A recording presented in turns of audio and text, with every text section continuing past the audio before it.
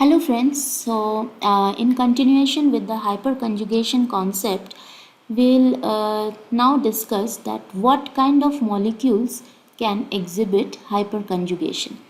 So you can see it's written that in the first point that at least the molecule should contain one sp2 hybridized carbon. That means there should be one carbon in the molecule that is sp2 hybridized. Like it can be an alkene which contains sp2 hybridized carbon. It can have a free radical which is also sp2 hybrid. Then it can be an aromatic carbon also, which is the benzene ring having all the carbons sp2 hybridized. Then it can be a carbocation as well, which in which the positively charged carbon is sp2 hybridized. So any of these characteristic sp2 hybridized carbons or any of these molecules can exhibit the phenomena of hyperconjugation. Now next, what is the second requirement? The second requirement is that the sp2 carbon should have an alpha carbon with respect to it which contains at least one hydrogen. That means in addition to the sp2 carbon, so sp2 carbon is there, and in addition to that there should be an alpha carbon also. So alpha carbon means the carbon which is just next to the sp2 hybridized carbon, so that is designated as alpha carbon here. So there should be an alpha carbon next to the sp2 hybridized carbon which contains at least one hydrogen. So this alpha carbon should have at least one hydrogen. So this is the structural requirement for a molecule. So structural requirement for a molecule to exhibit hyperconjugation.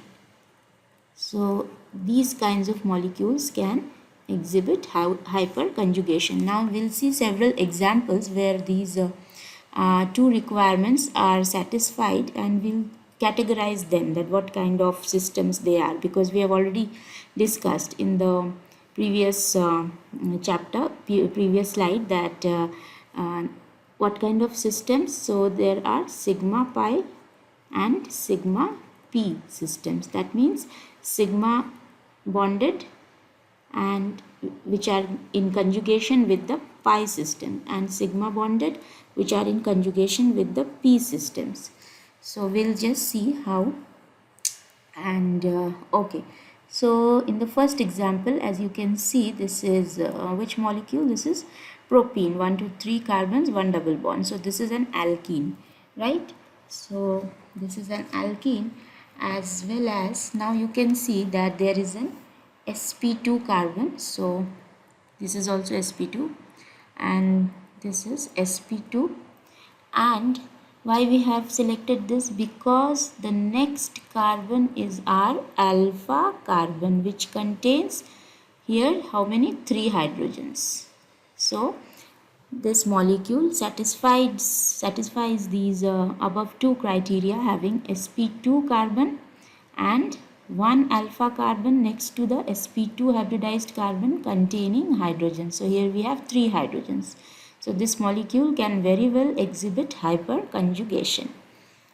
So, and okay, now coming on to the next, there is a benzene ring here.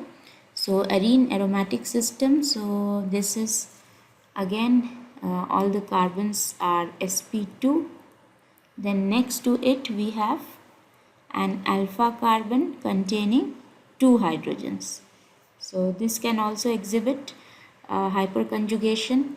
Then next, this molecule.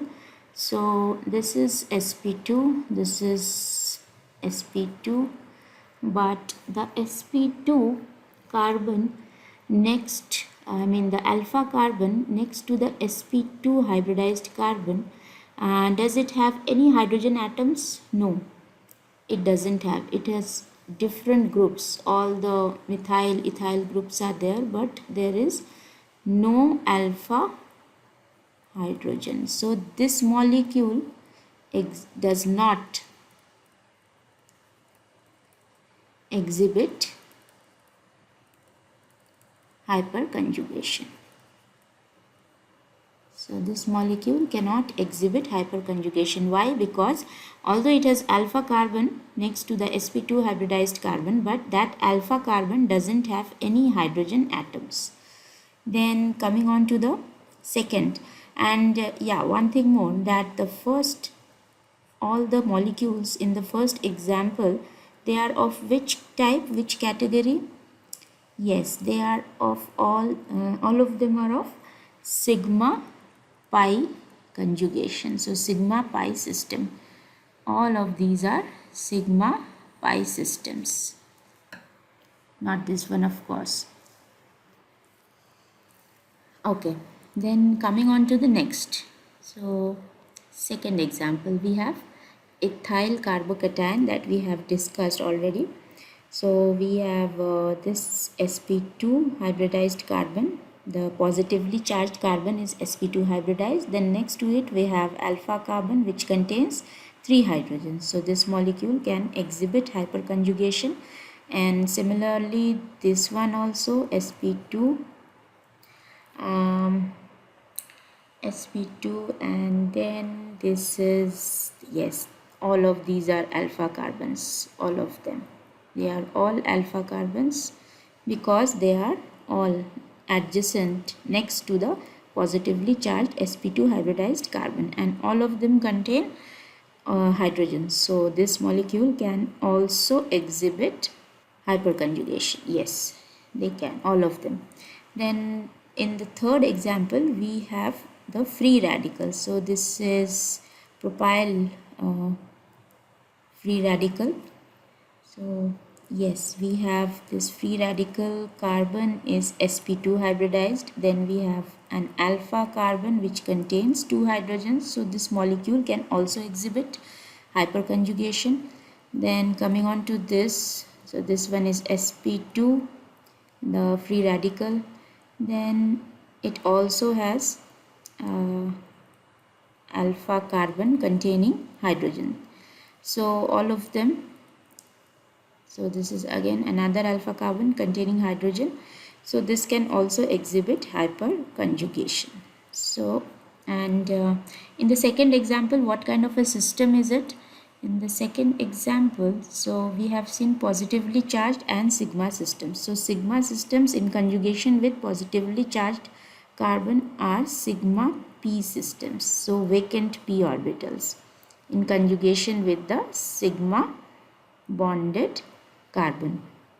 Okay, then the third is again also the sigma p systems because free radicals also, they are not fully occupied p systems, so they are also under the category of sigma p conjugation. So hope you understood all the molecular structural requirements for compounds which can exhibit hyperconjugation, and hope it helps.